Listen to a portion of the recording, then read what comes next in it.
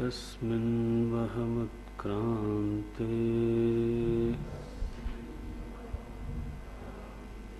उत्क्रान्तो भविष्यामि कस्मिन् वा प्रतिष्ठिते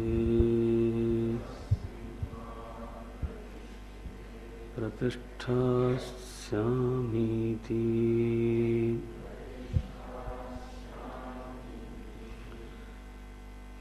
प्रतिष्ठास्यामीति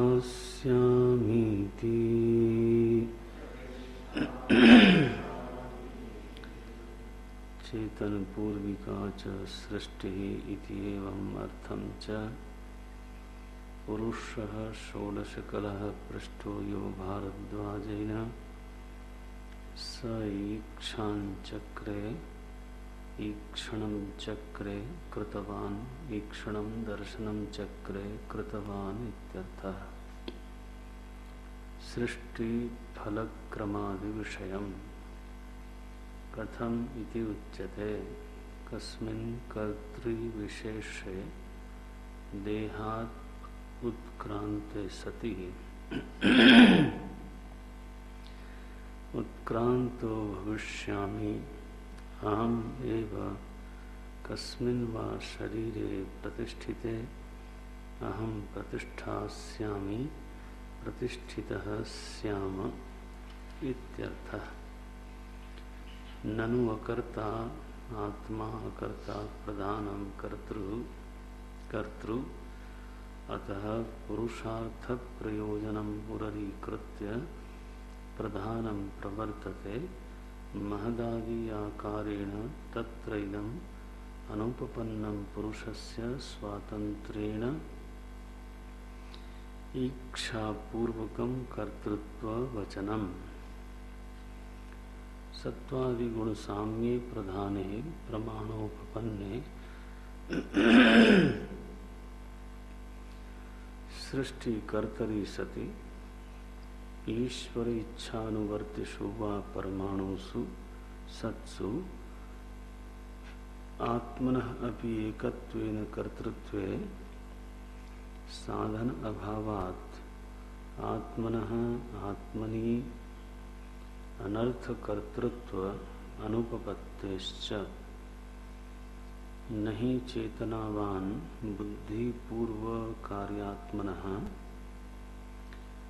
नहि चेतनावान बुद्धि पूर्व कार्यात्मनः अनर्थं कुर्यात् तस्मात् पुरुषार्थेन प्रयोजनेन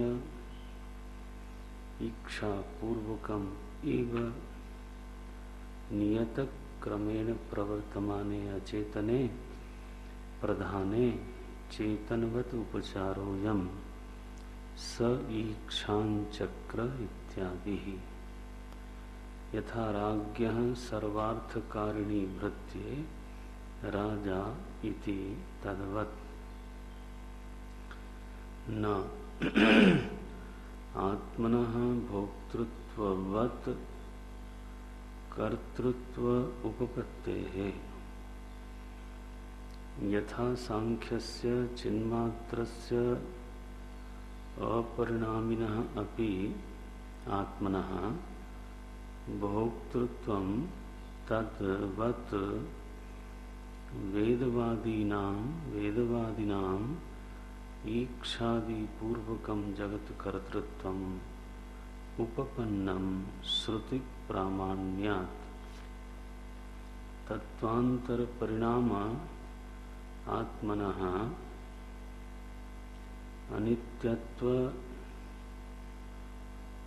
तत्वांतर परिणामे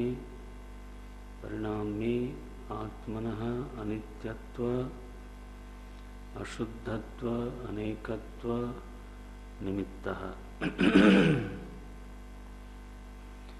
न चिन्मात्र स्वरूप विक्रिया अतः पुरुषस्य स्वात्मनि एव भोक्तृत्वे चिन्मात्र स्वरूप विक्रिया न दोषाय भवतां पुनर्वेदवादिनां सृष्टिकर्तृत्वे तत्त्वान्तरपरिणामः एव इति आत्मनः अनित्यत्वादि सर्वदोषप्रसंगः इति चेत् न एकस्यापि आत्मनः अविद्याकृत नामरूप उपाधि अनुपाधिकृत विशेष अभ्युपगमात् अविद्याकृत नामरूप उपाधिकृतो हि विशेषः अभ्युपगम्यते आत्मनः बंधमोक्षादि शास्त्रकृत संव्यवहाराय परमार्थतः अनुपाधिकृतं च तत्त्वम् एकम् एव अद्वितीयम् उपादेयम् सर्वतार्किक बुद्धि अनवगाह्यम् अभयं शिवम् इष्यते न तत्र कर्तृत्वं भोक्तृत्वं वा क्रियाकारक फलं च स्यात् अद्वैतत्वात् सर्वभावानां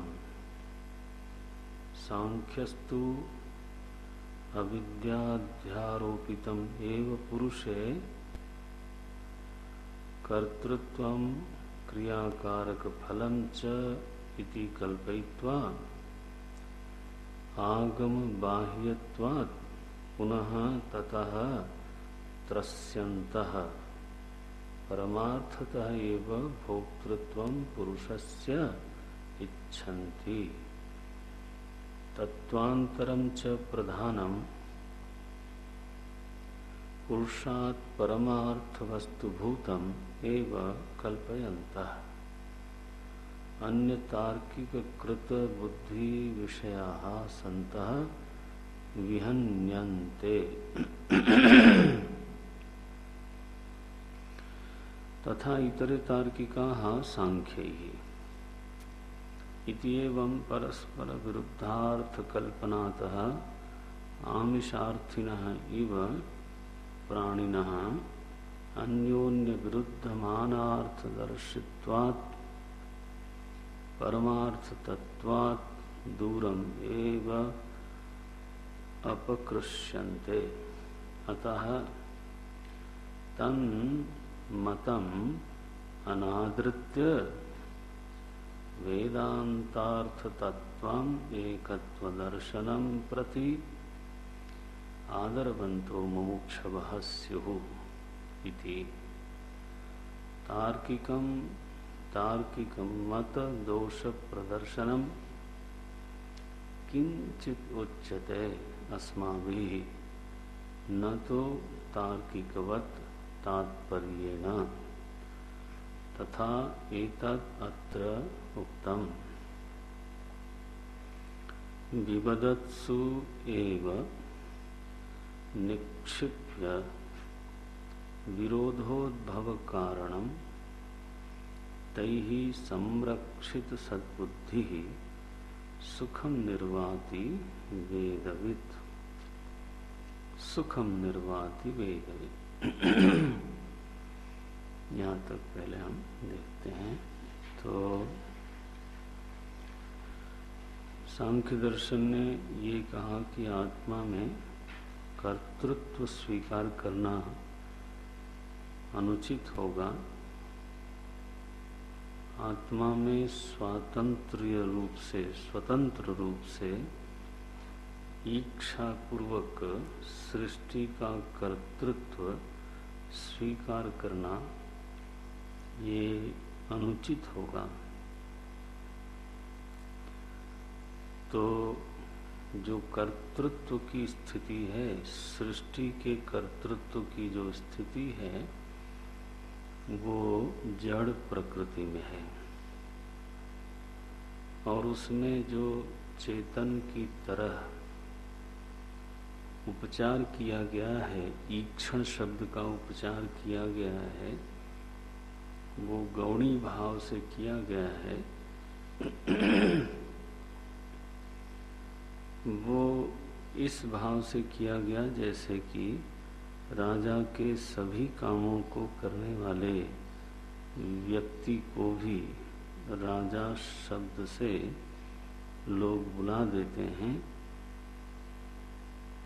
वास्तव में राजा कोई और होता है। इसी तरह से चेतन के अर्थ की सिद्धि के लिए प्रकृति प्रवृत्त होती है और चेतन के सभी अर्थों को सिद्ध कर देती है, भोग को भी और मोक्ष को भी। तो प्रकृति चेतन रूपी राजा के लिए सर्वार्थ कारिणी है और इसलिए प्रकृति में चेतनवत ईक्षण शब्द का उपचार मान लेना चाहिए। अभिप्राय ये हुआ कि चेतन में कर्तृत्व को स्वीकार करना ठीक नहीं है, प्रकृति में कर्तृत्व को स्वीकार करना चाहिए। प्रकृति तो जड़ है, तो उसका अपना कोई प्रयोजन नहीं हो सकता। तो प्रयोजन कहाँ है? बोले पुरुष में है।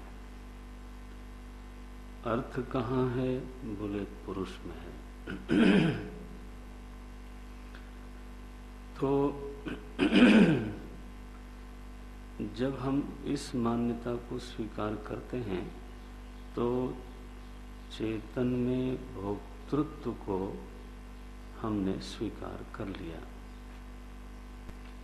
अगर चेतन में अर्थवत्ता है, अगर चेतन के गर्भ में प्रयोजन बैठा हुआ है, कोई अभीष्ट, कोई इष्ट, कोई प्रयोजन विद्यमान है,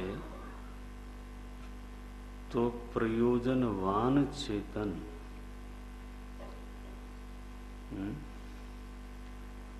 प्रयोजनवान चेतन को ही भोक्ता बोलते हैं। उसको भोक्ता मानना पड़ेगा।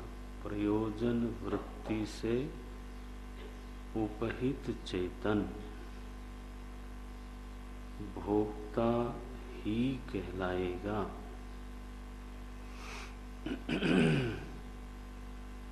तो भले ही सांख्य ने खुले शब्दों में न कहा हो कि चेतन भोक्ता है, लेकिन जिस तरह से उनका निरूपण है, उस निरूपण को देखते हुए ये कहना ही पड़ता है कि उन्होंने चेतन को भोक्ता के रूप में प्रस्तुत किया है, क्योंकि चेतन में प्रयोजन की विद्यमानता मानी है और ऐसा मानना उनकी विवशता है, क्योंकि जड़ प्रकृति में स्वयं का प्रयोजन नहीं हो सकता और यदि बिना प्रयोजन के जड़ प्रकृति प्रवृत्त होती है तो समूची सृष्टि निष्प्रयोजन माननी पड़ेगी।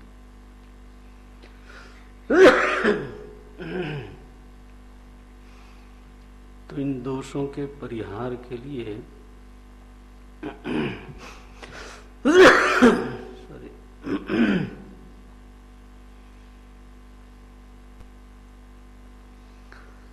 कर्तृत्व की स्थिति उन्होंने प्रकृति में रख दी और प्रयोजन चेतन में बता दिया। ऐसी व्यवस्था से ये लगने लगा कि सारी व्यवस्था बिल्कुल युक्ति युक्त हो गई। प्रयोजन चेतन में है, कर्तृत्व प्रकृति में है, सृष्टि निष्प्रयोजन नहीं रही और सृष्टि की व्याख्या हो गई। इस विचार में जो दोष है वो भाष्यकार हमारे सामने रखते हैं। बोले एक बार अगर चेतन में आपने भोक्तृत्व को स्वीकार किया है तो जिस तरह से चेतना में निरवय निरंश निर्लिप्त चेतना में जिस प्रकार से आपने भोक्तृत्व को स्वीकार किया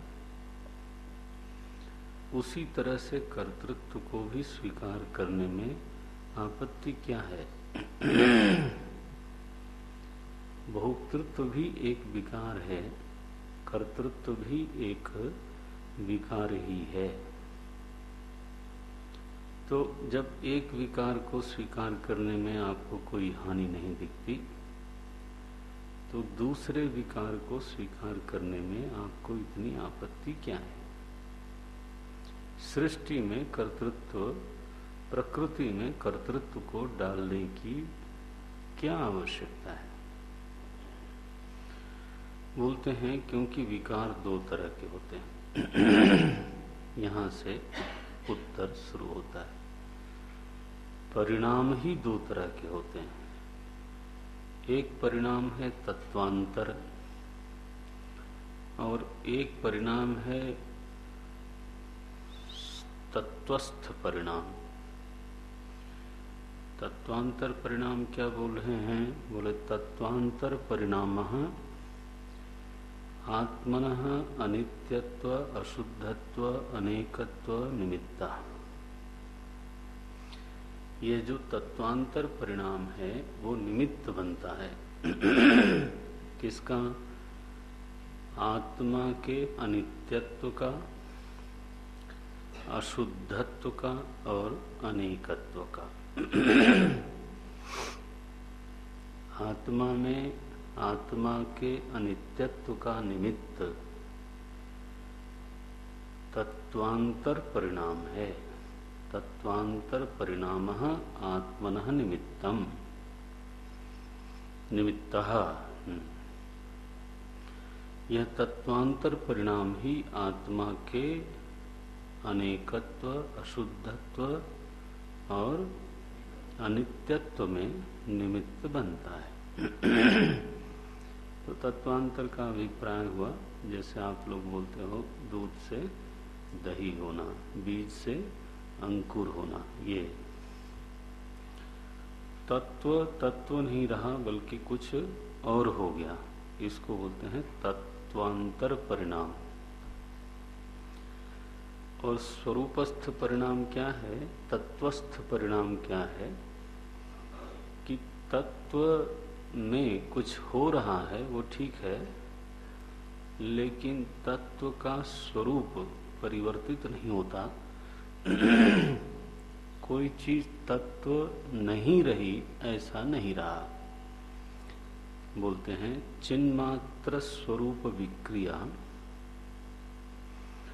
न चिन्मात्र स्वरूप विक्रिया। भोक्तृत्व एक ऐसा परिणाम है, सांख्य दर्शन के अनुसार भोक्तृत्व एक ऐसा परिणाम है जो चिन्मात्र में स्वरूप विक्रिया है। क्या शब्द बोलते हैं? न चिन्मात्र स्वरूप विक्रिया। माने स्वरूप स्वरूप ही रहता है, चेतना चेतना ही रहती है। चेतना चेतनांतर में परिवर्तित नहीं हो जाती। चेतना का कुछ बनता बिगड़ता नहीं है, लेकिन उसमें कोई विक्रिया हुई, कोई क्रिया हुई। भोक्तृत्व एक प्रकार की चेतन में होने वाली, चेतन को बिना बिगाड़े चेतन में होने वाली एक विक्रिया है, एक सक्रियता है।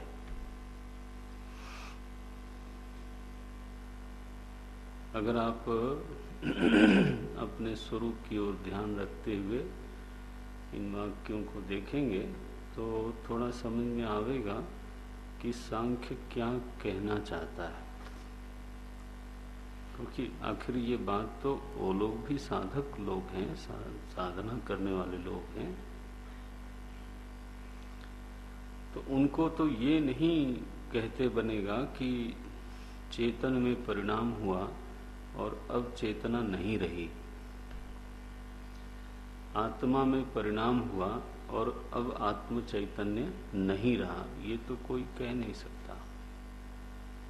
अनुभव क्या होता है कि चेतना में मानो किसी प्रयोजन का उदय हुआ,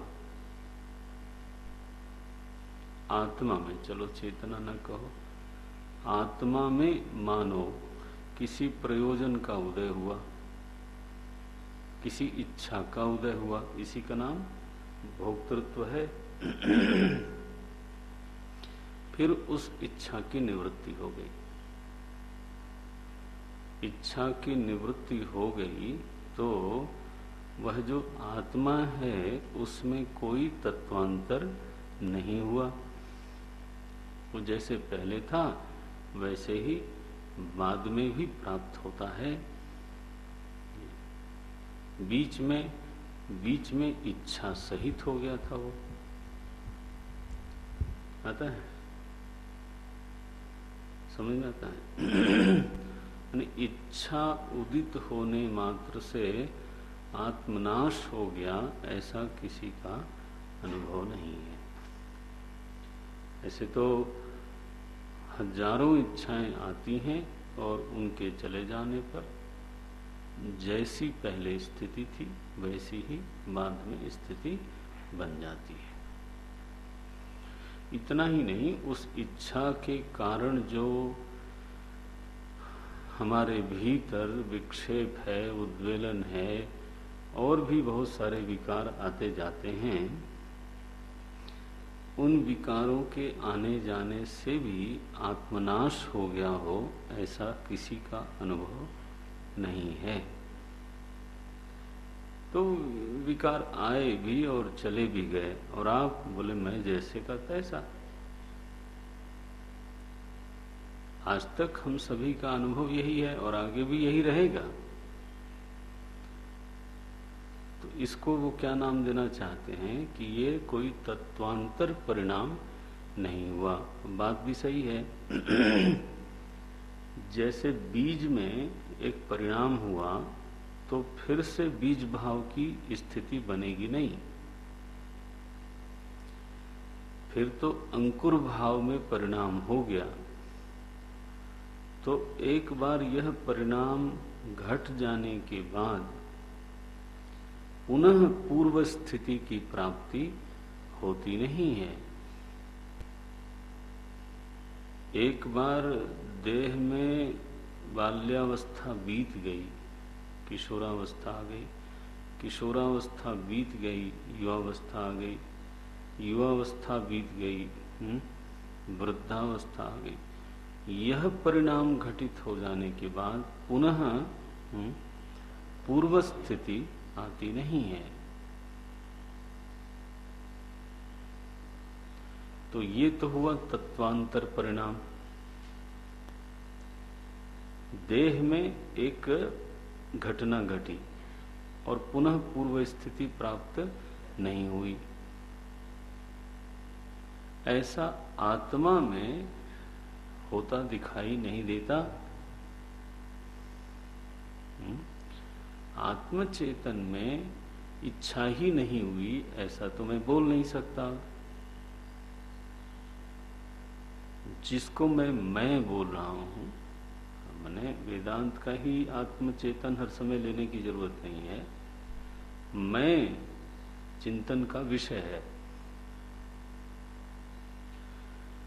तो जिसको मैं बोल रहा हूं उसमें इच्छा आती है। ऐसा बोलना संभव नहीं है कि मैं में इच्छा नहीं आई। अच्छा, आती है इसका मतलब पहले वो नहीं थी, तब आई, सो प्रयोजन का उदय हुआ, जो पहले नहीं था तो एक विकार हुआ वो। लेकिन यह कुछ ऐसा विकार है जो पुनः पूर्व स्थिति को प्राप्त कर लेता है। उस इच्छा की निवृत्ति हो जाने पर, जब वह इच्छा पूरी हो गई या वह जब इच्छा निवृत्त हो गई,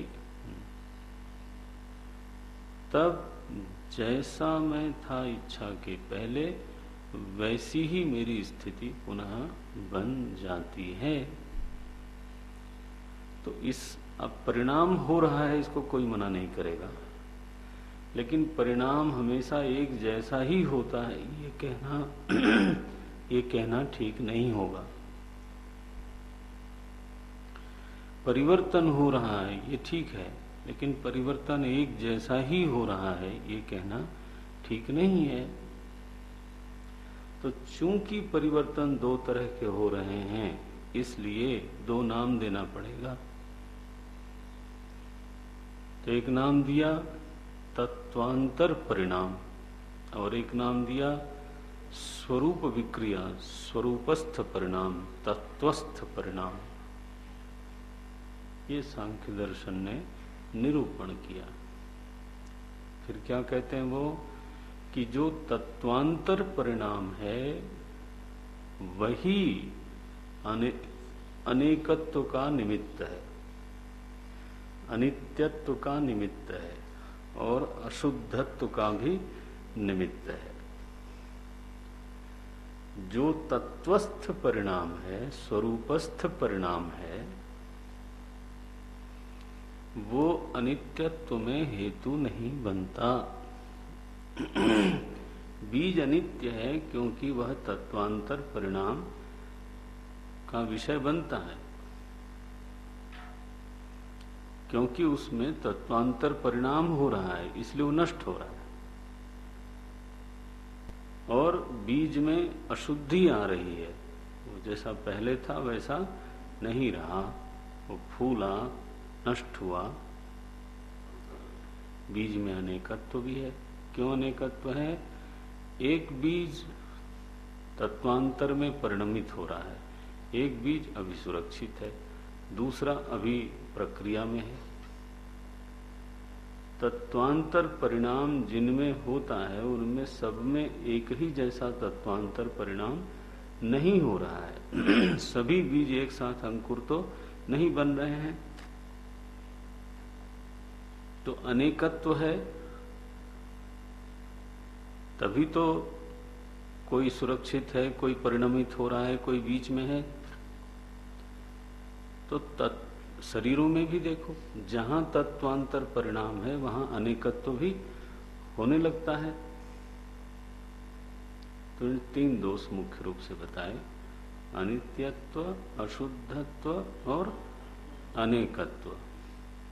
इन तीनों दोषों का निमित्त है तत्वांतर परिणाम, और इन तीनों दोषों की स्थिति नहीं बनती है स्वरूपस्थ परिणाम में।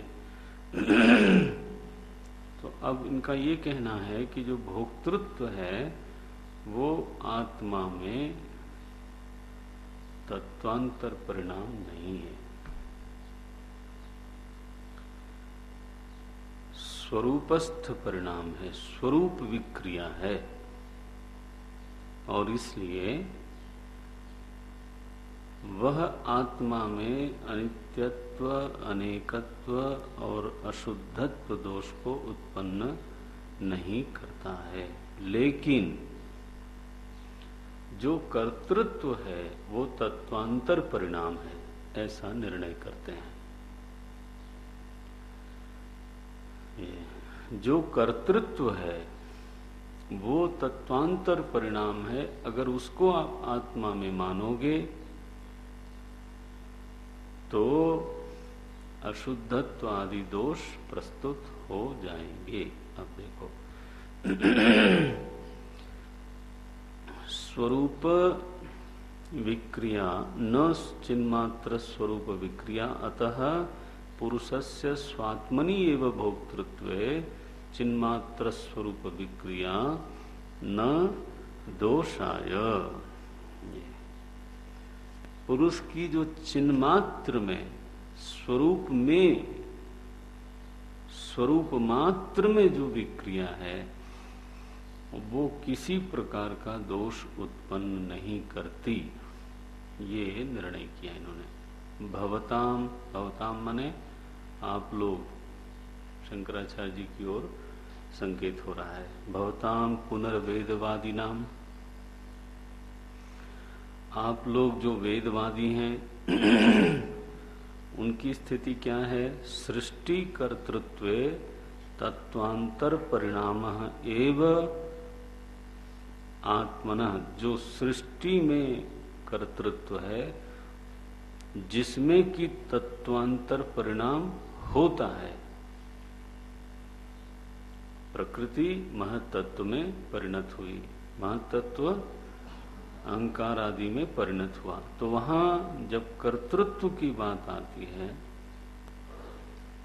तो वहां तत्वांतर परिणाम भी होता है। एव इति सृष्टि कर्तृत्व, सृष्टि के कर्तृत्व में तत्वांतर परिणाम एव, तत्वांतर परिणाम ही होता है, माने तत्वस्थ परिणाम नहीं होता। और अगर ऐसा है तो आत्मनः अनित्यत्वादि सर्वदोष प्रसंगः इति चेत, तो आत्मा में वो सारे दोष जो हमने पहले बताए थे तत्वांतर परिणाम के परिणाम स्वरूप, तो वो सब के सब आत्मा में प्रस्तुत हो जाएंगे। उसमें अनित्यत्व भी मानना पड़ेगा, अशुद्धत्व भी मानना पड़ेगा और अनेकत्व भी मानना पड़ेगा। माने सांख्य दर्शन के महापुरुषों को ऐसा निर्णय लगता है, ऐसा लगता है उनको विचार से कि आत्मा में इच्छा का होकर के निकल जाना ये तो स्वरूप में कोई विशेष दोष उत्पन्न नहीं करता, लेकिन जब कर्म का प्रसंग आता है तो कर्म में बहुत तरह की विक्रियाएं करनी पड़ती हैं, होती हैं। कारकों का आश्रय लेना पड़ता है, आदान प्रदान होता है, ऊर्जा का क्षय होता है, साधनों की जरूरत पड़ती है। साधन कम भी होते हैं और ज्यादा भी होते हैं, उसके अनुसार फिर फल भी कम ज्यादा होता है। जब कर्म की दुनिया शुरू होती है तो बात वैसी ही नहीं रहती जैसी कि इच्छा के समय में थी।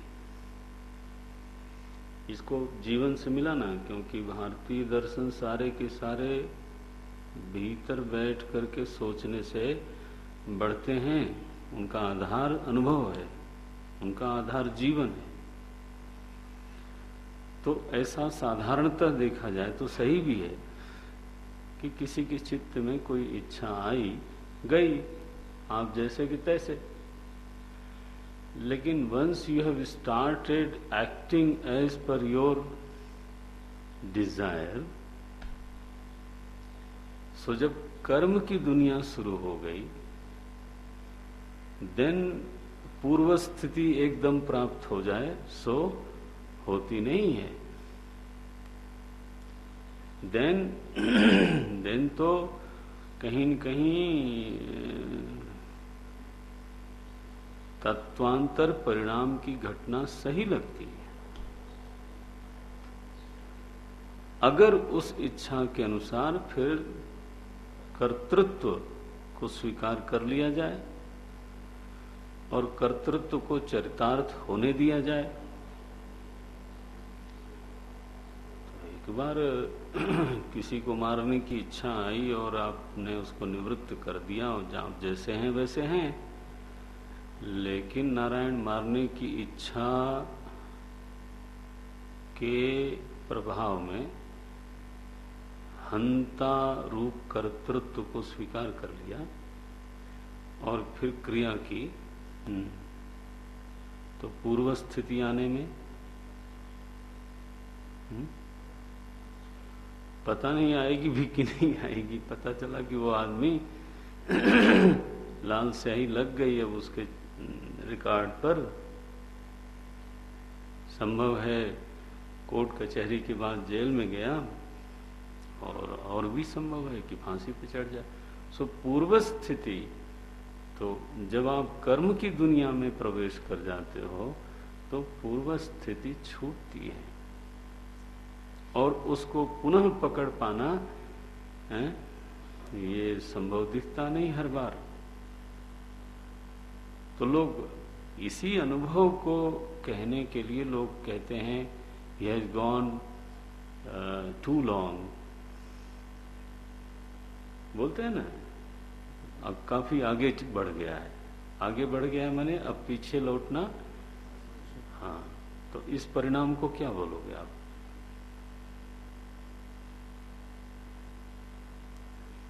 इस परिणाम को बोलना ही पड़ेगा, तत्वांतर परिणाम है। कभी कभी ऐसा बोलते हैं कि you have reached to the point of no return, ये ना आप उस बिंदु पर पहुंच गए जहां से आप लौट नहीं सकते। तो जब आप ऐसा बोलते हैं, it's a very strong expression. जब कोई व्यक्ति ऐसा बोलता है, इसका मतलब है कि पूर्व स्थिति अब अप्राप्त है, और अगर पूर्व स्थिति खो दी गई, इसका अभिप्राय हुआ कि तत्वांतर परिणाम हुआ, तो मानना पड़ेगा। तो सांख्य के आचार्य लोग जो जितना सही है उतना स्वीकार करते जाना चाहिए, चाहे वो व्यवहारिक धरातल पर सही है। तो कहते हैं कर्तृत्व, सृष्टि कर्तृत्व तत्वांतर परिणाम एव। सृष्टि के कर्तृत्व में चूंकि कर्म की दुनिया शुरू हो जाती है, इसलिए वह तत्वांतर परिणाम ही है। और जब एक बार तत्वांतर परिणाम घटने लग गया तो अनित्यत्व आदि दोष का प्रसंग जरूर होगा। अशुद्धत्व का, अनित्यत्व का प्रसंग जरूर होगा। न, भाष्यकार कहते हैं ये आपकी जो वैचारिक व्यवस्था है, ये आपकी जो आत्मा को लेकर के चिंतन है, ये सुधार की अपेक्षा करती है, ये पूरा सही नहीं है। तो आप क्या व्यवस्था बनाते हो? आत्मा के विषय में आपकी चिंता क्या है? बोले ये है कि आत्मा एक है और वो शुद्ध चिन्मात्र स्वरूप है, बस। लेकिन उसी आत्मा में दो स्थितियां हैं। एक है सोपाधिक स्थिति और एक है निरुपाधिक स्थिति। ध्यान दें, आत्मा दो नहीं है, एकस्यापि आत्मनः। ये पहली बात है। ये लोग लिखना जानते हैं, बोलना जानते हैं, भगवान के अवतार है। पहले जो शब्द लिखते हैं, एकस्यापि आत्मनः, आत्मा एक है फिर भी अपि शब्द लगाया है। आत्मा एक है फिर भी उसकी स्थितियां दो बनती हैं, एक सोपाधिक और एक निरुपाधिक। जब दो स्थितियां बनती हैं तो वो क्यों बनती हैं? आत्मा के कारण बनती हैं? बोले नहीं, अविद्याकृत। आत्मा में दो स्थितियों का उत्तरदायी, आत्मा में दो स्थितियों का निमित्त कौन है? बोले अविद्या। अविद्या न हो तो कोई दो स्थिति भी नहीं है। अविद्याकृत नाम रूप उपाधि एक स्थिति है। दूसरा अनुपाधिकृत विशेष, तो दूसरी स्थिति है अनुपाधि माने निरुपाधिक। तो सोपाधिक और निरुपाधिक का किया हुआ विशेष अभ्युपगम्यते, विशेष अभ्युपगमात, विशेष माने भेद, ये हमेशा ध्यान रखना। भेद को स्वीकार किया गया है। विशेष अभ्युपगमात माने भेद को स्वीकार करने के कारण यह हेतु बना, न कहने का हेतु है। अभ्युपगमात स्वीकार करने के कारण, क्या स्वीकार करने के कारण? विशेष अभ्युपगमात, भेद को स्वीकार करने के कारण। ये भेद क्या है? बोले उपाधिकृत, सोपाधिक और निरुपाधिक। बोली कहां से आया ये सोपाधिक और निरुपाधिक? क्या उत्तर आएगा? अविद्याकृत। ये भेद किस में है? बोले आत्मा में। आत्मा दो है क्या? बोले नहीं, एकस्यापि आत्मना। ठीक हो गया रिवर्स करने से। एकस्यापि आत्मनः अविद्याकृत नाम रूपोपाधि अनुपाधिकृत विशेष अभ्युपगमात। ये क्या सुंदर है भाष्य। बोलना कैसे, एक्सप्रेस किसी चीज को कैसे करना,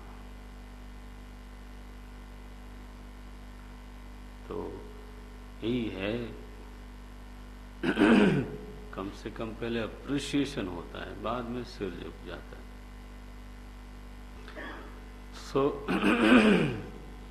बोले अभ्युपगमात, अविद्याकृत। अब देखो ये शैली भाष्यकार की देखना, हेतु फिर हेतु का विवरण, और आवश्यक हुआ तो दृष्टांत, नहीं तो मान के चलते हैं। अब इतना भाष्य पढ़ते हैं आप लोग तो हर बार दृष्टांत, कोई spoon feeding is not necessary like that. अब वो बात अलग है कि हम लोग स्पून के हाथ से कौवा दिखा दिखा करके खिलाने लायक है। वो हम लोगों की स्थिति अलग है। भाष्यकार को लगता है, देखो विवरण कैसे करते हैं। अविद्याकृत नाम रूपोपाधि कृतो ही विशेषः अभ्युपगम्यतः। बोले अविद्या से बनाए हुए नाम रूप उपाधि के कारण जो विशेष को हमने स्वीकार किया है, विशेषो अभ्युपगतः नहीं, विशेषो अभ्युपगतः, जो हमने भेद को स्वीकार किया, किसमें? आत्मा में, एक ही आत्मा में। वो जब सोपाधिक होती है तो एक बात है, और जब निरुपाधिक होती है तो दूसरी बात है। यह भेद हमने स्वीकार किया है। विशेषो अभ्युपगतः आत्मनः, मेरे ख्याल से सप्तमी होता, विशेषो अभ्युपगते सति। अभ्युपगते सति, आत्मा में जब उपाधियों को स्वीकार कर लिया जाता है, तब कर लेने पर क्या होता है? आत्मनः, फिर सोपाधिक आत्मा के लिए, आत्मनः का अर्थ यहाँ क्या है? सोपाधिक। सोपाधिक आत्मा के लिए बंध मोक्ष आदि शास्त्र कृत संव्यवहाराय, तो फिर सारे व्यवहारों का वो आस्पद हो जाता है। कौन सा व्यवहार? बंधन का, मोक्ष का, शास्त्र के जितने भी व्यवहार हैं वो सब के सब, सबके सब व्यवहारों का जो आश्रय है वो कौन है? बोले वो आत्मा है। अरे आत्मा? बोले सोपाधिक आत्मा है। और आप क्या कह रहे हो कि सारे व्यवहारों का आश्रय प्रधान है। ये बारीकी पकड़ना। सांख्यों को भाष्यकार कहते हैं सारे शास्त्रीय व्यवहार का आश्रय कोई और नहीं, आत्मा ही है। अगर आप कर्तृत्व आत्मा में नहीं मानते हो तो शास्त्र की सारी आज्ञाओं का आश्रय कौन बन रहा है? प्रधान।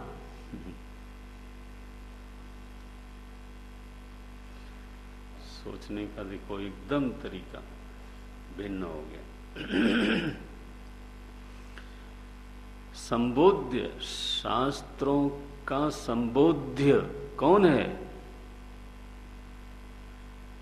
संबोध्य माने एड्रेसी, एड्रेसी, जिसको शास्त्र संबोधन कर रहा है, तुम ये करो, तुम ये करो, वो कौन है? वो प्रकृति है क्या?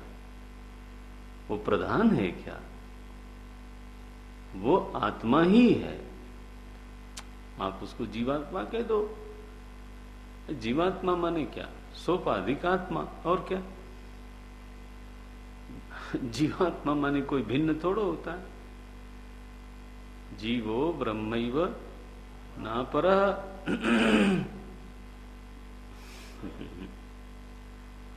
भाष्यकार बोलते हैं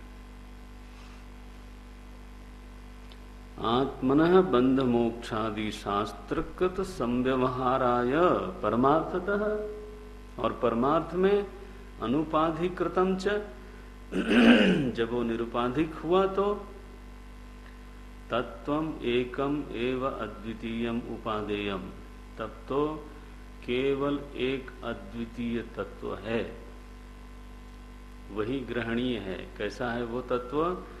बोले सर्व तार्किक बुद्धि अनवगाह्यम, तार्किकों की बुद्धि वहां चलती नहीं, ये बोल दिया। और हर तरह के तार्किकों की बुद्धि नहीं चलती जब तक समाहित होकर के वहीं दृष्टि न दिखाई दे, न लगी रहे। बौद्धिक ऊहापोह से ये बात बनेगी नहीं। सर्वतार्किक बुद्धि अनवगाह्यम अभयम शिवम इष्यते। निरुपाधिक जो आत्मा है वो ऐसा है, एकम एव अभयम शिवम, ऐसा स्वरूप है। उसमें न तत्र कर्तृत्वम भोक्तृत्वम च, भोक्तृत्वम वा, न उसमें कर्तृत्व है न उसमें भोक्तृत्व है। ये आधा उसमें मानना आधा उसमें मानना, ये विचार का दोष है। अगर है तो दोनों उसी में, भोक्तृत्व भी और कर्तृत्व भी। और अगर नहीं है तो एक क्यों नहीं है, दोनों नहीं है। फिर ये क्या कहना कि कर्तृत्व नहीं है, नहीं तो बड़ा नुकसान हो जाएगा, और भोक्तृत्व बोले वो रहने दो, उससे कोई खास बात बिगड़ती नहीं है। बोले ये सब बातें ठीक नहीं। न तत्र कर्तृत्वम भोक्तृत्वम वा क्रिया कारक फलम च स्यात्, न वहां क्रिया है न किसी प्रकार के कारक हैं। कर्ता, कर्म, करण, संप्रदान, अपादान, संबंध, संबोधन, अधिकरण कुछ नहीं है। एक अद्वैत वस्तु है, उसमें कारक भेद कहां से आएगा? न क्रिया न कारक न फल। क्रिया से फल उत्पन्न होता है, न फल।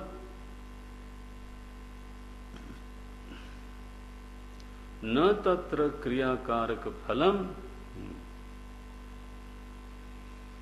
चस्यात्। कैसा है वो? अद्वैतत्वात्। क्यों ये सब नहीं है? क्योंकि वह अद्वैत है। अब ये हेतु पर हेतु है। निरुपाधिक में ये कर्तृत्व, भोक्तृत्व, क्रिया, कारक, फलम, पांचों चीजें नहीं है। नहीं, केवल कर्तृत्व नहीं है, भोक्तृत्व को रहने दो। भोक्तृत्व है, बाकी नहीं है। ये सब क्या बोलने की जरूरत है? पांचों चीजें बिल्कुल नहीं है। सिंपल बोलते हैं अभी। और हेतु क्या है इसका? अद्वैतत्वात्, क्योंकि तत्व अद्वितीय है। अद्वैतत्वात् सर्वभावानाम, सारे भावों में एक अद्वैत भाव है और कोई भेद है नहीं वहां पर। भाव माने अस्तित्व। सांख्यस्तु, देखो गुरु है ना भगवान भाष्यकार, तो उनको गुरु की भूमिका में रह के सांख्य को समझाते हैं, पर प्रतिपक्षी बन के नहीं। नैयायिकों को भी डांटते हैं तो कोई प्रतिपक्षी बन के नहीं डांटते, गुरु बन के डांटते हैं। तुम्हारी गलती कहाँ होगी, समझो उसको, तुम्हारे विचार में दोष कहाँ आया। बोलते हैं सांख्यस्तु, सांख्य ने क्या किया? अविद्या अध्यारोपितम एव पुरुषे, अध्यारोपितम पुरुषे माने सोपाधिके। तुम्हें निरुपाधिक समझ में ही नहीं आया, ये कहना चाहते। हे सांख्य, तुम्हें निरुपाधिक आत्मा समझ में नहीं आया, निरुपाधिक स्वरूप समझ में नहीं आया, तो तुम रह गए सोपाधिक पर ही। तो उसी पुरुष को स्वीकार करके तुमने पहले तो ये पांचों मान लिया। उसमें पांचों माने कर्तृत्वम, क्रिया, कारक, फलम और भोक्तृत्वम। पहले तुम्हें सोपाधिक में ये पांचों के पांचों दिख रहे थे। कर्तृत्व भी, भोक्तृत्व भी, क्रिया भी, कारक भी और फलम भी, ये स्वीकार कर लिया। फलम च इति कल्पयित्वा, जब तुमने देखा कि आत्मा मेरे खोजने पर तो ऐसा ही मिला है कि उसमें भोक्तृत्व भी है, कर्तृत्व भी है, क्रिया भी है, कारकत्व भी है और उसका फल भी घट रहा है। जब तुमने ये पाया तो अपने पाए हुए, खोजे हुए, जाने हुए आत्मा को तुम स्वीकार नहीं कर पाए। क्यों नहीं कर पाए? क्योंकि आगम बाह्यत्वात्, लो जी, क्योंकि तुम तो हो तो वेद को मानने वाले, और वेद में आत्मा के बारे में ये बातें स्वीकार नहीं की गई हैं। तो आगम बाह्यत्वात्, सडनली तुमको ये लगा कि जो मैं तो जो निर्णय पर पहुंच रहा हूं, वेद तो उसका सीधा सीधा विरोधी है।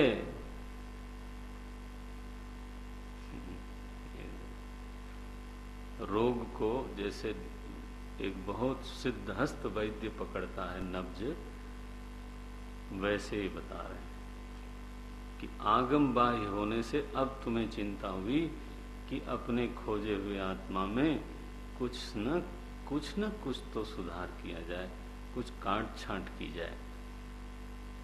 तो क्या किया तुमने? तुमने कहा ये जो चार है ना, चार दोष, इसको हम आत्मा में से निकाल देते हैं। तो निकाल तो दोगे, रखोगे कहाँ? बोले उसके लिए एक प्रकृति मान लेते हैं। तो तुम ले आए एक प्रकृति को और उसमें इन चारों को डाल दिया और पुरुष में भोक्तृत्व को रखे रखा। ये है तुम्हारी व्यवस्था सोचने की। देखो क्या हो, आगम बाह्यत्वात् पुनः ततः त्रस्यन्तः। जब देखा कि मेरी मान्यता, मेरा निर्णय तो आगम बाह्य है, इसलिए तुम डर गए। त्रस्यन्तः, त्रस्यन्तः का मतलब भयभीत हो गए कि अरे मैं तो वेद बाह्य हो गया। तो भयभीत होके क्या किया? परमार्थतः एव भोक्तृत्वं पुरुषस्य इच्छन्ति। तो पुरुष में परमार्थतः भोक्तृत्व को तुमने स्वीकार कर लिया। और तत्वांतरम च प्रधानम पुरुषात् परमार्थ वस्तुभूतम एव। और तत्वांतर, तत्वांतर माने पुरुष से भिन्न,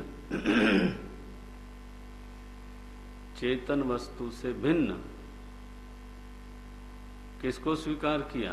प्रधानम च, तत्वांतरम च प्रधानम पुरुषार्थ, पुरुषात्, पुरुषात् तत्वांतर किससे? पुरुष से। पुरुषार्थ परमार्थ वस्तु भूतम एव कल्पयन्तः। तुमने प्रकृति को या प्रधान को किस वस्तु के रूप में स्वीकार किया? परमार्थ वस्तु। तो दो परमार्थ हुए तुम्हारे यहाँ, एक पुरुष और एक प्रकृति। पुरुष में भोक्तृत्व को स्वीकार किया परमार्थतः, और बाकी चार विक्रियाओं को प्रकृति में स्वीकार किया। ये तुम्हारी स्थिति है। अब जरा पढ़ो, देखो कैसा निकलता है, समझ में आ जाएगा। बोले सांख्यस्तु अविद्या अध्यारोपितम एव पुरुषे कर्तृत्वम क्रियाकारक फलम चैति कल्पयित्वा आगम बाह्यत्वात् पुनः ततः त्रस्यन्तः। वहां से वो हो गया भयभीत। फिर परमार्थ, अब उसने अपनी मान्यता बदली, लेकिन मूल में भ्रम पड़ा हुआ है कि आत्मा सोपाधिक है। उस सोपाधिक में ही ये एक व्यवस्था है, ये एक सुटेबल अरेंजमेंट है। किसमें? उसी सोपाधिक में जो तुम्हें पहले से समझ में आया है, उसको नहीं छोड़ा तुम। Just you have arranged in a manner कि जिसको आपकी बुद्धि थोड़ा स्वीकार करती है। क्या किया तुमने फिर? परमार्थतः एव भोक्तृत्वम पुरुषस्य इच्छन्ति। पहली गलती ये हुई। फिर दूसरी गलती हुई पुरुषात् तत्वांतरम च प्रधानम। अन्वय कर दिया मैंने। पुरुषात् तत्वांतरम च प्रधानम। कैसा है वो प्रधान? परमार्थ वस्तु भूतम। माने वो भी एक परमार्थ सत्य है। तो आपके मत में दो तत्व हो गए, एक प्रकृति, एक पुरुष। दोनों का अन्योन्य भाव है। पुरुष में प्रकृति नहीं है, प्रकृति में पुरुष नहीं है, दोनों स्वतंत्र हैं।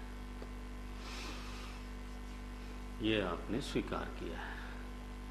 और स्वीकार करने के बाद जब आप आए दार्शनिक जगत में, तो तार्किकों ने आपको क्षत विक्षत कर दिया। आपकी इस गलत सलत मान्यता को पकड़ के आपको जो घसीटा गया है, तो आप स्वयं भुक्तभोगी हो, ये बोलते हैं। अन्य तार्किक कृत बुद्धि विषया संतः। जो दूसरे तार्किक हैं, उनके गुस्से का कारण बन गए, भाजन बन गया। तार्किक कृत बुद्धि विषया। कृत बुद्धि का अर्थ यहाँ पर आक्रोश, माने अन्य तार्किकों के कोप का, क्रुद्ध बुद्धि का आप विषय बने और उन्होंने जो सवालों की बौछार करी आपके ऊपर, तो आप क्या हुए? विहन्यन्ते, आप हो गए क्षत विक्षत।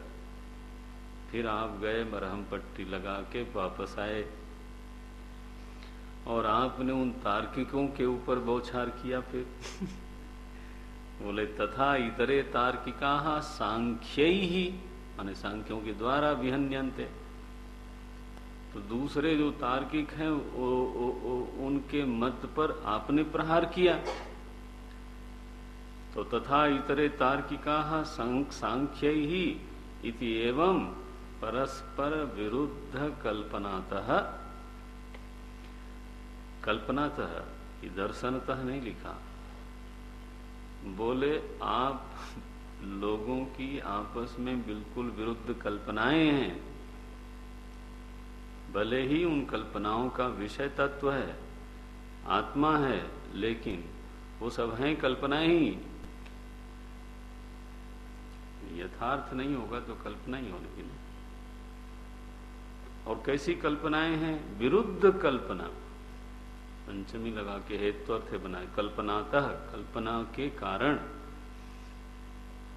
कल्पनाओं के कारण आपकी स्थिति ऐसी हो गई है कि आप लोग बच्चों की तरह बैठ के झगड़ते हो। ये तो मैंने बड़ा मुलायम करके बोल दिया। भाष्यकार ने कहा गिद्धों की तरह झगड़ते हो, ये शब्द लिखा। आमिष अर्थिनः इव, जो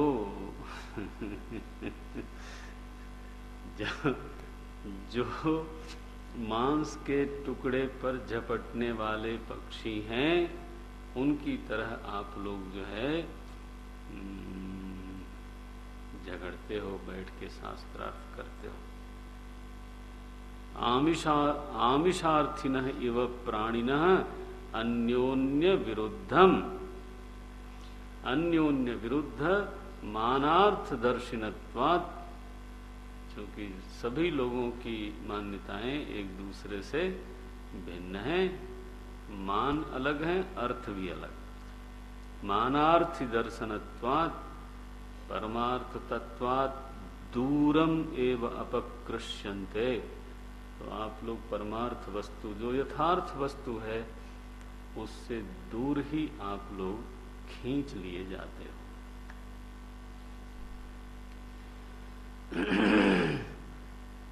क्यों? गलती कहाँ हुई? बोले निरुपाधिक को नहीं समझा आपने, इसलिए। बस सोपाधिक में ही दृष्टा का निर्णय करते हो।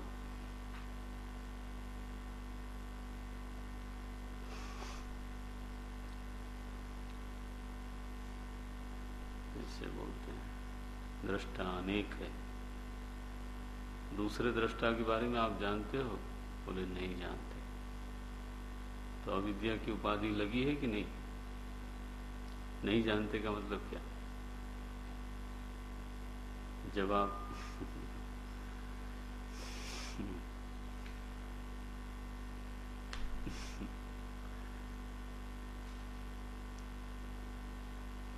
सोपाधिक में जो ज्ञाता है वही जब थोड़ा असंग हो जाता है तो कैसा लगता है?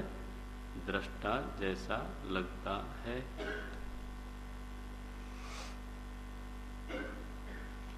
ज्ञाता पर ज्ञान का जब प्रभाव नहीं होता तब वह ज्ञाता नहीं रह जाता, बल्कि दृष्टा होता है। और दृष्टा में जब दृश्य का प्रभाव भासने लगता है तब वो अपने को दृष्टा नहीं मान पाता, तब वो ज्ञाता मानता है। और जब प्रभाव ज्यादा ही पड़ने लग जाए तो भोक्ता मान लेता है। ऐसी हालत है। तो प्रभाव, ये तो प्रभाव कभी कम, कभी ज्यादा, कभी नहीं, कभी है, ये सारी जो विचार प्रणाली है वो अंततः कहाँ है? सोपाधिक आत्मा में ही है। भाष्यकार ने नब्ज पकड़ के कहा, रोग बना हुआ है, अपने को निरोगी समझते हो। नारायण। तो भाष्यकार सलाह क्या देते हैं हम लोगों को? अतः तन्मतम अनादृत्य, इसलिए हे दुनिया के मुमुक्षुओं, ये वाद विवाद में मत पड़ो, इनके मतों का आदर करने की कोई जरूरत नहीं है। अतः तन्मतम अनादृत्य वेदांतार्थ तत्वम एकत्व दर्शनम प्रति आदरवंतो मुमुक्षवस्यु। हे दुनिया के मुमुक्षुओं, वेदांत के अर्थभूत जो तत्व है, एकत्व दर्शन, अद्वैत दर्शन, बस केवल उसके प्रति आदर रखो, वर्ण करो और उसमें प्रवेश पाने की तैयारी करो। इति, यही सच है। और इसलिए केवल मुमुक्षुओं की मदद के लिए, कि उनको ये दोष दिख जाए, दूषित विचारों का दोष दिख जाए, केवल मुमुक्षुओं का हित करने के लिए मैं तार्किक मत दोष प्रदर्शनम किंचित उच्यते अस्माभिः, तार्किक मतों के दोष को किंचित किंचित दिखाता हूं मैं, इसलिए कि मुमुक्षुओं को चीज दिख जाए और फिर वहां से वो निवृत्त हो जाएं। न तो तार्किकवत तात्पर्येण, हमारा किसी को खंडन मंडन करने का तात्पर्य बिल्कुल नहीं है, वो काम तार्किकों का है। तार्किकवत ये वो, हमारा वो काम नहीं है। हम तो मुमुक्षुओं की मदद करना चाहते हैं। अगली कक्षा में ओम